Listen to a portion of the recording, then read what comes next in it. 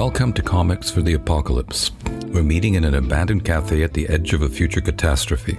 My name is Ivan Kokmerek, and periodically I prepare a guest for an adventure into a desolate apocalyptic landscape, and I provide them with a knapsack into which they can place 5 comics or graphic novels of their choice to accompany them through oblivion. Their very difficult job is to make those choices.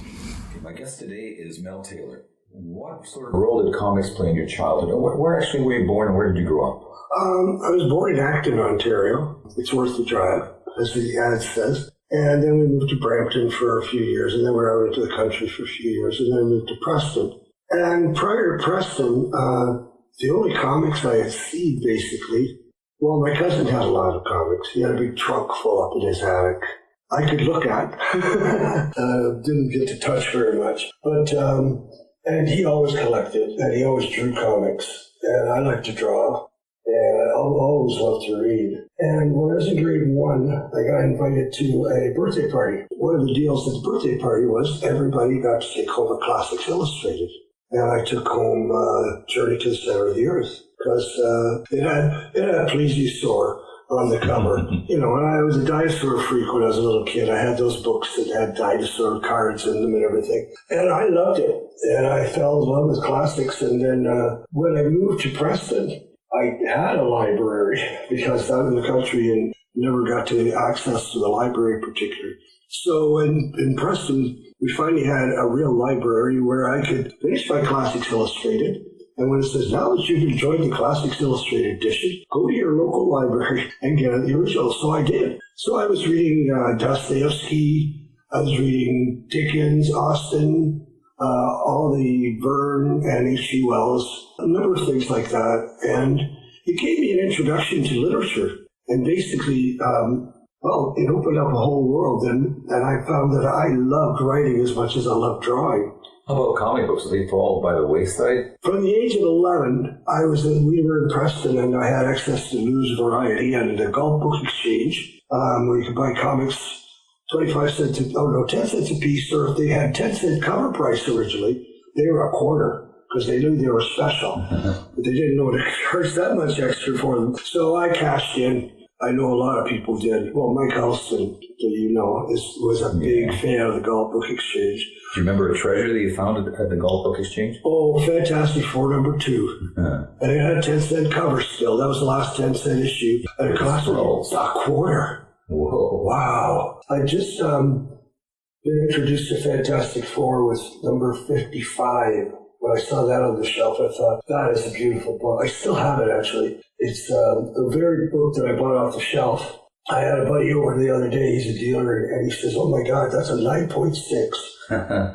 How did you ever find one in such beautiful shape? And I said, well, I bought it off the shelf, new. No, when you're a kid, and it still looks like this. I was precocious. I took good care of my books, my comics, my fossil collection, and my card collection, and my coin collection, and all those other collections that little kids accrue in their childhood. I really fell in love with the Marvel comics then, and I started buying a lot of them on a monthly basis. So Fantastic Four and Thor, I think, were my 2 big favorites, because I love Jack Kirby. I don't think anybody doesn't love Jack Kirby, because, I love the quote, Jack Kirby doesn't have a place in comic book history. Jack Kirby sort of is comic book history. So which I think that puts it really succinctly. He was just the best. Now let me ask you, could we get to your first choice? The first comic book or graphic novel you would put in that back? Well, it's rather self-serving, because the first choice would be Growing Up with Comics, which was the last book that my cousin and I worked together on 10 years ago. And why would you put this one in the back? Well, because it's an anthology title, and it's got basically the reminiscences of a lot of older guys talking about the comics they loved when they were kids and why they loved them and what kind of things they took them through. Family troubles, whatever at the time. Yeah. Or, school troubles. There's always bullies. And they're a great resource for disappearing from the bullies. I don't have to deal with these guys. I got to go up to my room and read comic books, which didn't help your image, but I didn't really care. To me, that's a great choice because it shows what what role comic books can play in your life, not just the way they are as commodities now, where you've got to get the best copy or pick up the most variants of a cover or anything like that. Yeah. They actually had a role in our lives. It would be a go-to place where we would deal with life. Oh, yeah. It was a wonderful escape. Well, sometimes it's an escape. Sometimes you got into a new world that, it was... I don't think of that as escape. I think that it's stimulating the imagination. And in that regard, I think comic books were fantastic influence on my childhood. I mean, I could only read when I got to grade 1. I could read and pretty much write fundamentally. So I was writing my first poetry in grade 1 and things like that. So it was a big help. So I started out with a head start on everybody. We didn't have grade 1 or kindergarten because we lived in the country. I went to a little red schoolhouse at Cataclysmic Township. How about getting now into your teenage years and approaching post-secondary school? What was going on then? Well, I kept buying them. I got royally teased. I didn't care. I remember when my cousin was about 3 years older than me. When he reached about 14, I would say 14 or 15, he still loved his comics, but he was too embarrassed to buy them. So we'd go to the store and he'd try to shove, here, you buy these for me. I said, no, buy your own. Why? You think it's okay? People think I'm a nerd and you don't want them to think you're a nerd? So I made him buy his. I said, no, you buy your own comics. Yeah, because, it's nothing to be ashamed of. It's like any other medium. It's like loving television, loving film, loving painting, loving photography. I get tired of people saying, oh, I don't like the genre of comics. But comics are a medium. They aren't a genre. I've spent most of my life over-explaining to people what comics mean to me and what they are as a sort of a cultural touchstone. When we look back, we look at these various periods. When you look at the 40s, like the Canadian whites that we collect, you've got a whole insight into Canadian culture in the 40s. Yeah, that's true. And the same as, it's interesting insight in the 60s because we were flooded with American product. And I think that's a great deal about the emergence of real Canadian nationalism in the late 60s and early 70s. Because there was a blossoming of culture, film, novels, poetry. And that's when I remember that governmental rule of Canadian content starting to take effect in the late 60s. That was such a big thing at that time. It was. And it was, well, especially for Canadian artists. Suddenly musicians who never got airplay, they'd say, well, we need some Canadians to play on CBC. We'll give you a shot. Well, a lot of people that had never had a shot at the big time, because of that, actually finally had their big shot. I think that's probably instrumental in the big flowering of culture in the 70s. I remember particularly, because I was studying drama at the period, there was a fantastic amount of really original theater coming out of Toronto at the time. But I lament the fact that we never got a comic book industry in Canada started in the 60s. Nothing really. Yeah, there was a little trickle of underground. Undergrounds and fanzines. And how about your next choice? What would you next choice? My next choice is probably one that a lot of people might not choose because it has disturbing elements. It's called The Tale of One Bad Rat. It's written and illustrated by a British author named Brian Talbot. He's probably most famous for Luther Arkwright. Which is a famous underground or British comic. But it's about a young girl who is abused in her household. She has a pet rat, which is weird enough in itself. But her father abuses her, and ultimately she runs away and basically takes to the road and finds out about her life. She meets a bunch of kids in London and lives in digs. So that's the kind of stuff she did. That her teacher thought was a little disturbing. But why does that go into the backpack? Why does that go into your backpack for the apocalypse? Because it's beautifully drawn. It's very moving. I've given this to a lot of people who know people who suffered from sexual abuse and psychological abuse, physical abuse. And it's very uplifting. It doesn't sound like it, but she goes through a number of adventures.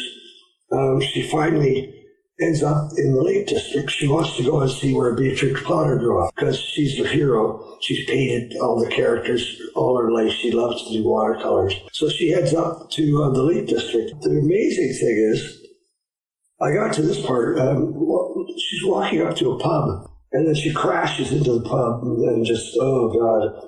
And the owner finds her. And I thought, that looks so familiar.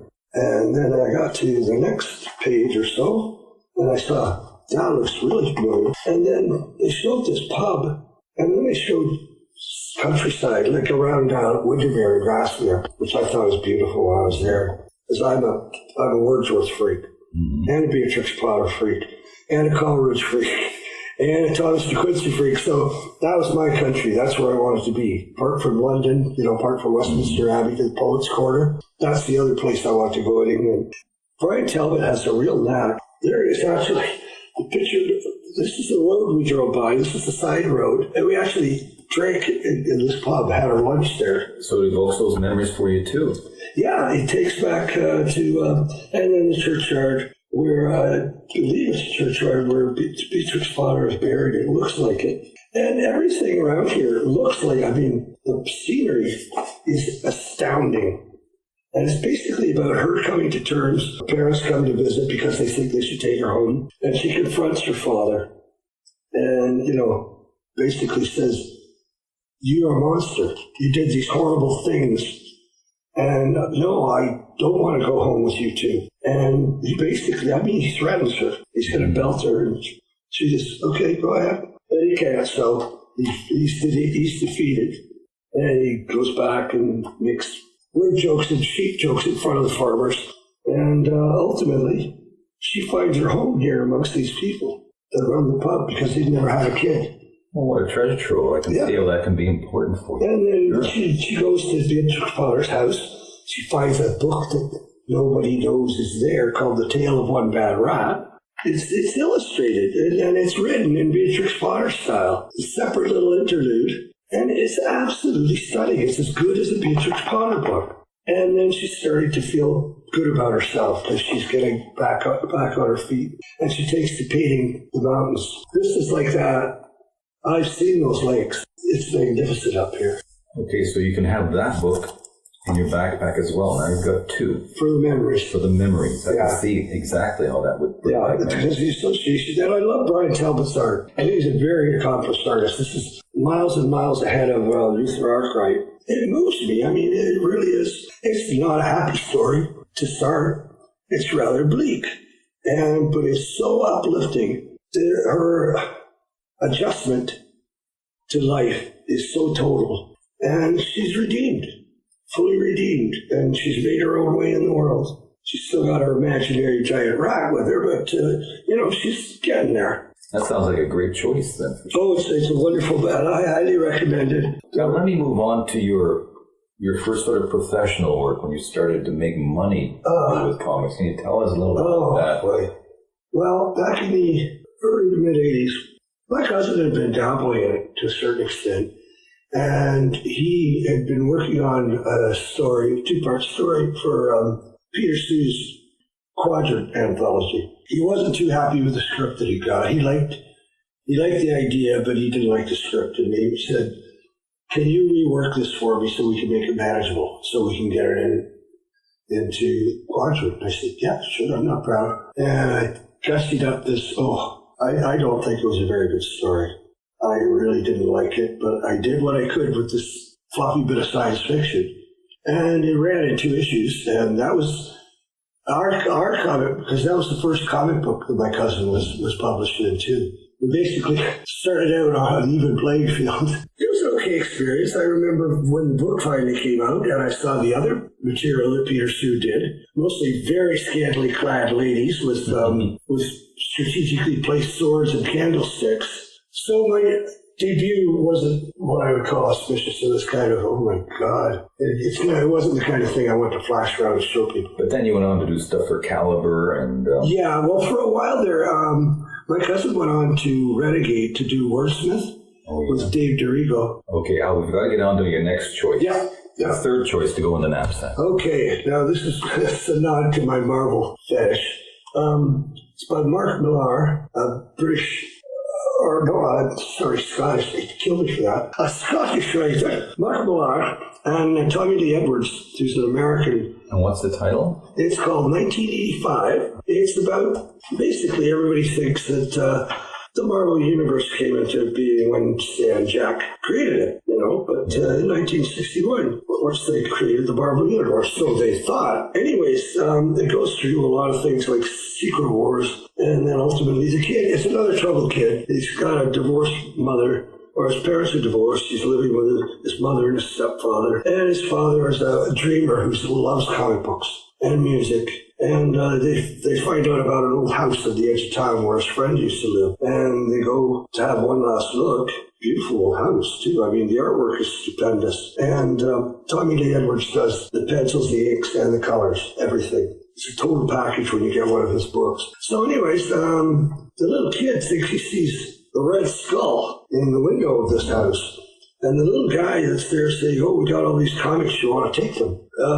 Looks distinctly like the Mole Man. So we know something's going on, but eventually it gets weirder. The Vulture shows up, and all these Marvel bad guys start dropping in. Dr. Doom makes an appearance, and the Hulk, actually, he's a good guy in this. So anyways, the kid realizes all these Marvel bad guys are taking over the world, and they're killing people at a phenomenal rate. And there's MODOK. I mean, it's a great little overview of 60s characters from Marvel. So they realize that something's going on, and his dad says, I don't know what's happening, but they find out that his buddy is developmentally handicapped because of an accident. His mother hit him with a candlestick, so he's in an institution. And he goes to the house and he finds the portal that they're coming through. So he goes into the Marvel Universe to look for help. So first he goes to Spider-Man, and it doesn't work. And is this the 60s Marvel Universe? This is when he goes back. He goes back into the old universe. Mind you, it can't be 60s. Spider-Man's got a black costume. So anyways, they figure out what's going on. Then Galactus shows up, so all hell's about to break loose. But the kid comes back with the superheroes, brings them back into his world so they can take on the bad guys and defeat the bad guys. And then they realize that it's because of this Clyde Witcham that all these bad guys are coming. So they realize he's upset because they took his comics. So they take his comics back, but Electro and the Red Skull are there, so a fight ensues and the kid's dad gets shot. So ultimately Clyde, who's actually a very powerful empath, stops everything and sends them all home. So then everything works out. Kid writes up the story, and ultimately he wants the best for his father. So he gets the superheroes to take back his father to the 60s. So his dad ends up, the last 2 pages, he's in a hospital bed, recovering, and this lovely woman is helping. He said, hey, your name wouldn't be Jane Foster, would it? And anyways, he says, maybe we can have a date sometime. She said, yeah, that'd be nice. So he says, well, Toby, you saved my life, set me up with the perfect girl, and gave me a ticket to the only place I could ever call home. What can I say, kid? Excelsior! And that's the ending, and it's just, I just about cried when I read it. I thought so how would you encapsulate the importance of that book for you? I think when it came out, it was so brilliantly written. I love Mark Millar's writing anyways, but this one was like nothing I'd ever read before. It was totally fanciful, so it did something entirely different with the Marvel Universe that had ever been done in the Marvel Universe. So I think it was kind of a step in the right direction for them. Like 1985 is significant because they're talking about the beginning of the modern age, basically, with things like Watchmen and Dark Knight. The whole thing that brought about this sort of dark era in comics. Sadly, because of that, a lot of kids' comics fell by the wayside. There wasn't a lot of product left for children anymore. It had originally been the primary market. But that's when the adults came into it. Within about 10 years or so, the speculators were into it and just say, oh yeah, we'll buy 10 copies of this. It's going to be worth a lot of money. That's not why you read comic books. You read comic books because you love them, buy them because they're your favorites. You don't buy them because you can sell them for $10 in a week.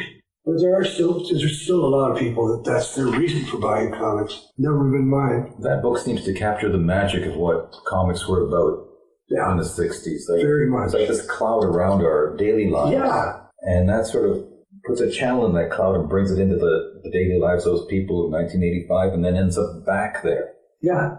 Yeah. Well, that's kind of neat. It's beautiful. It's beautifully written. As I say, Tommy Lee Edwards, his process is astounding. Okay, so you've got 3 books now in your pack sack. It's good to hear when I stop there. Now, Mel, you're also a published author. You've got a couple of novellas. What are the names of them? There's Fast Falls the Eventide. That's my latest one. And there's also Angels We Have Heard on High. People say, you must be really religious. All your novels are named after lines from hymns. And I say, no, I just like those lines. I mean, Fast Falls the Eventide. That's just so beautiful, the way that rolls off the tongue. And the first one was, I would say, juvenilia. It was about bad relationships and unfortunate relationships. It didn't do particularly well. It was okay for an effort like that. And for what it was, I mean, when I read it now, it's almost embarrassing. But then my next effort was a little farther down the line, and I had far more experience, and I concentrated a little better. I took 6 years to write that, and it's only a novella, but I honed it down to the last syllable to make sure that, I wanted to read like poetic prose, so almost as much poetry as prose. It's about a guy who comes back from the First World War, kind of shell-shocked, wants to get home to his family. They're all dead because they died of the influenza. So it was as far as he can to the other end of the country, to Victoria, BC.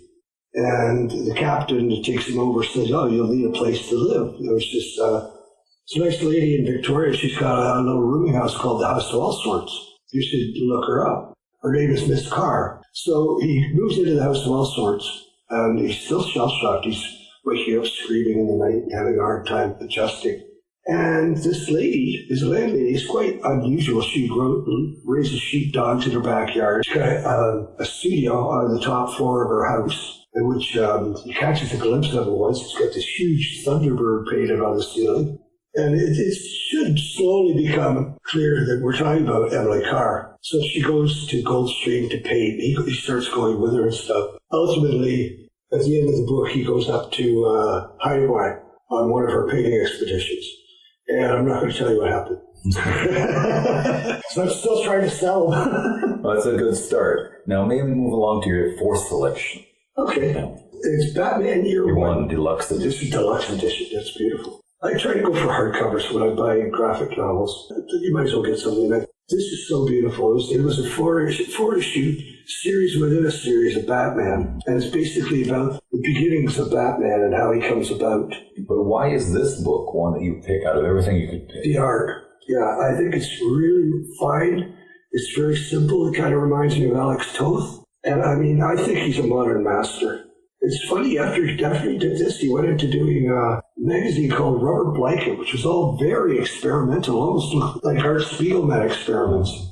He's changed over the years, and he evolved his style. First time I saw him when I thought he was great, I was reading a run of Daredevil, and he showed up towards the end of that run, and he was doing something with that. Yeah, he looks pretty good, but I don't know, it's just not inking. They're not inking it properly. Well, then he did a few issues. Miller wrote. He did all the art, like still the pencils, inks, and everything. I thought, this guy is amazing, because I've never seen such clean line and such realism. I've always had a soft spot for Batman.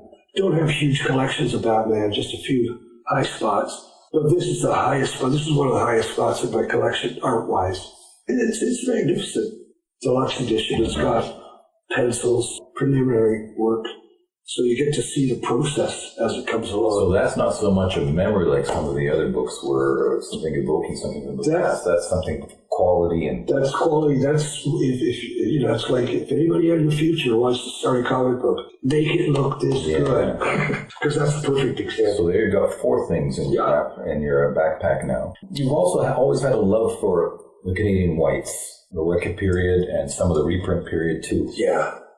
Can you tell us a bit about how that happened and what they've given you? When we first moved back to Ontario from British Columbia, we moved to Kitchener, not too far from Harry Kramer's Now and Then books. I thought I'd died and gone to heaven because, I mean, there's a store full of comic books and it sells all the new comic books. You don't have to wait, try to grab them at the drugstore or at the newsstand. There's a specialty store, which arose, I guess the specialties began in the late 60s, early 70s. But Harry had been in it since 71. Yeah. And actually, when he died, it was the oldest single-owner comic shop in Canada at that point. And so I discovered Harry's stuff, and I started again. I was kind of busy in BC, and I didn't have my collection out there, so it took a back burner for a while. But when I got back, I got right into it again, great guns. Harry introduced me to a lot of good stuff. And occasionally, in amongst these things, I'd find these really weird-looking old books that they look like, oh, God, I thought the covers looked terrible. And some of the artwork was not first rate, but they were really interesting. I didn't know what the heck they were. He was selling them for $2 to $5.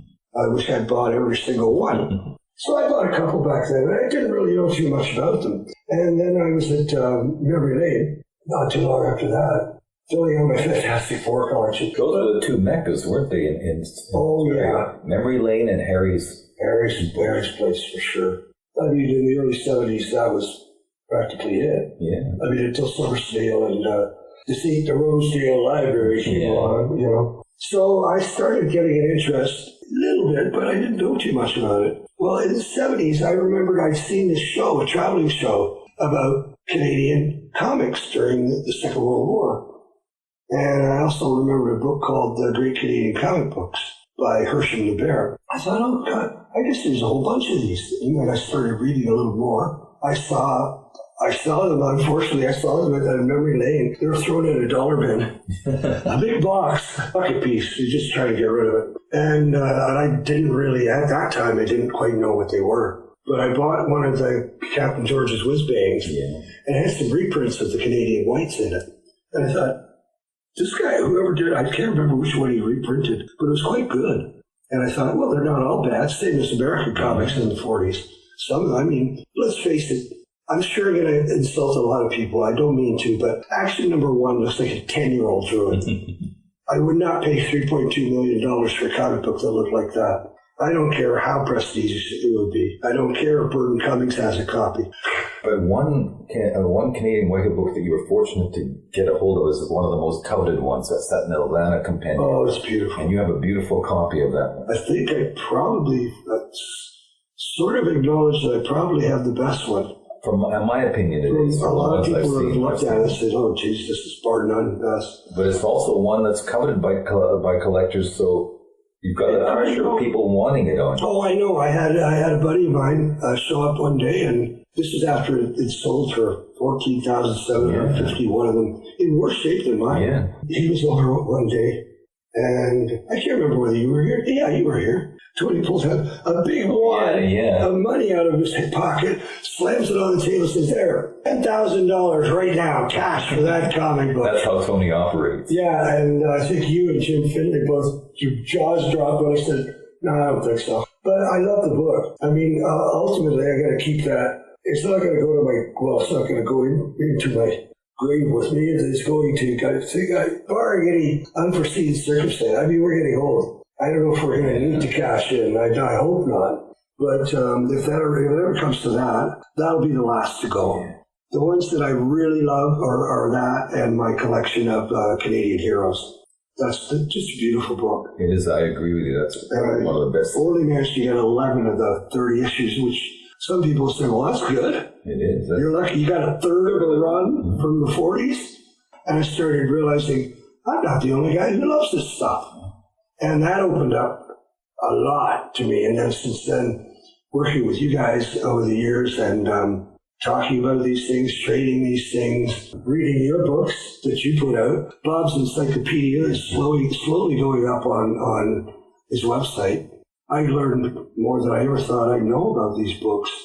And then I started, digging myself and learning some things for myself. One common thread I get through everything that you've talked about is your love for history. I do love it. It seems just infused. But this love of history you have is not different from the love of comics, not like two separate things. I see the connection. No, I think of all popular culture as culture. And all culture is history. Well, let me push you on to your last selection. Okay, sure. Now, my initial reaction, but my personal favorite till last, my initial reaction was when you said you want pick five graphic novels, I was going to say, all five hardcovers of Promethea. So I get the whole series. I'd love to take the whole series with me. But if I'm going to start anywhere, you might as well start at the beginning. It's a beautiful book. It's written by Alan Moore, very famous for Watchmen, From Hell, oh God, you name it. And it's called Promethea. It's illustrated by my close friend Jim Williams, who I think personally is one of the most talented comic artists in the world today. He's probably, I think he's most famous for Promethea. But it's stylistically, it differs from issue to issue depending on where he is, what particular area he's in. But it's very dreamy. It's really but it's sort of his meditation on magic and art. Because to him, magic and writing are the same. They're bound up together because, he mentions, if you're, in magic, you cast a spell. So you're spelling.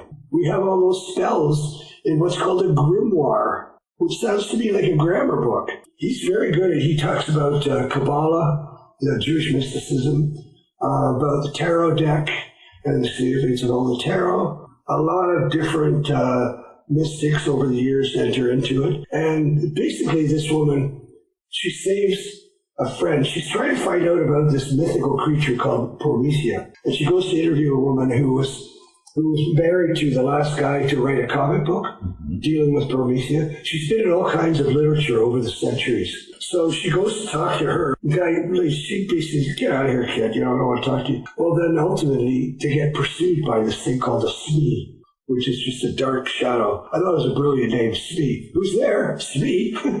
And so all of a sudden, her friend turns into Promethea. And she goes, "Oh my God, you're Promethea." And she says, "Yeah, I'm friggin' Promethea. What was your first clue, kid?" Kind of. In a few ensuing battles over the next few issues, that Promethea ends up getting killed. Well, she goes on to a place where all the Prometheas that have ever existed live now, called the Immateria, which is, just that side of the material world. She meets all the other ones, and they all had different aspects to their character. One was a warrior because she was in pulp magazines. Another one was like a fairy princess. She was in an old 19th century novel. There's been Prometheas all through the centuries. So they all live, when they die, when they pass, they're in this place, the Immateria. But when her friend gets there, she says, "Well, where is she?" And she said, she's decided to go on because she wants to die so she can join her husband. So she's gone towards the light. So she says, "Well, I'm going after her." So they go through the entire Sephiroth, all the different branches of the Kabbalah, to get to the different levels. Each level is a different color, represents different elements, and all this kind of stuff. So he explores the elements. He's exploring alchemy, astrology, magic, religion, philosophy in a comic book. And to me, I thought, how the heck is he going to get away with it? Well, it's a very popular comic. I don't know if it's as popular as League of Extraordinary Gentlemen, which is another favorite of mine. To me, it's like a lesson in all of those disciplines, and it's a primer in all of those disciplines. So when you got that, none of that knowledge is going to be lost. So that is basically to say what I think is all about esoteric and mystic knowledge. So it's not just to pick something sentimental. It's not something of quality, though it's really an elegant book. Oh, it's beautiful. But it's more of something that will preserve. Yeah. A knowledge or I like it like that. I mean, some people would say, "Well, why did you take a textbook?" Well, because we're talking about graphic novels. So if it had to be graphic novel, I love this one because of the amount of information that's in it, and because Jim's a beautiful artist. Yeah. Some of it's painted, and he's probably best known right now. He did Sandman Overture with Neil Gaiman. So he's now worked with Warren Ellis, Grant Morrison, Neil Gaiman. You've got the 5 books. Now, I'm going to give you one more thing, a luxury that you can have in the apocalypse. It can be something that can't help you change the apocalypse. You can't go back in time and reverse everything. But something that can use. It can be something simple. It can be something extravagant. It can't be another human being. I want a library. But we'll give you that as your luxury. A ruined library they can come back to time and take books from. That's a good pick. Now, one last thing. You've got your backpack of 5 books. You've got this library which you can hover around and make trips out to. I want to give you also one superpower that you can use in the apocalypse. Again, you can't use it to reverse the apocalypse. See, I've already got one. I turn into a 6-year-old every Wednesday when the new comics come out. Yeah. Well, that's your own given superpower. This is something extra they can use in the apocalyptic situation. I think probably the handiest thing to have would be a level of magic and like Doctor Strange. Doctor Strange magic. So you've got your backpack, you've got the library, and the finger-bending magic of Doctor Strange. Yeah. And would it be Ditko's Doctor Strange? Yeah. Me too. I choose if I was. I love Gene Colan's Doctor Strange too. Well, Tom Palmer's inks on Gene Colan pencils are brilliant. Probably the best he's ever looked. And that was a lovely run. And also his Tomb of Dracula run, same inker. Superpower. Yeah, I'd have to say Doctor Strange. Well, that's good then. You're all set to face the apocalypse off into the desolate sunset. Yeah. You've got your 5 books, your library, and Doctor Strange's magic. I'll even throw in Doctor Strange's cape so you can have that. And I want the whole package from Doctor Strange. The medallions and everything. I want the Eye of Agamotto and all that. You got that. Yeah. And then we wish you luck, Mel, in the apocalypse, and have a safe journey, and stay close to that library. Thanks for being our guest. Well, thank you. I think this is a great idea. I hope it works. I hope a lot of people